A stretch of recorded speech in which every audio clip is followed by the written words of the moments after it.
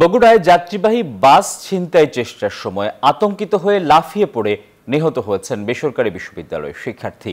ছিনতাইকারীকে আটক সহ বাসটিকে জব্দ করেছে পুলিশ। পুলিশ জানায় বুধবার সকালে রাজধানীর মহাখালী থেকে নওগাঁ যাওয়ার পথে শেরপুরের একটি রেস্তোরাঁয় খাবার বিরতি দেয় বাসটি।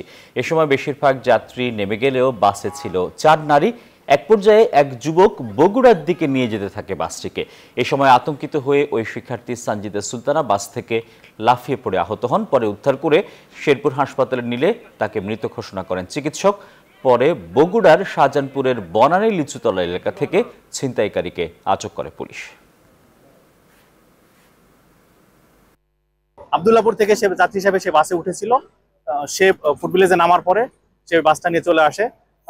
তার বাড়িটা আমাদের ওই যেখানে বাসটা রেখেছে তার আশেপাশে তার বাড়ি। তখন আমরা সেই এলাকায় খোঁজ করে সেই ছেলেটাকে আমরা আটক করি। এরপরে হাইওয়ে পুলিশ আসে, হাইওয়ে পুলিশের কাছে ছেলেটাকে সোপর্দ করা হয়েছে।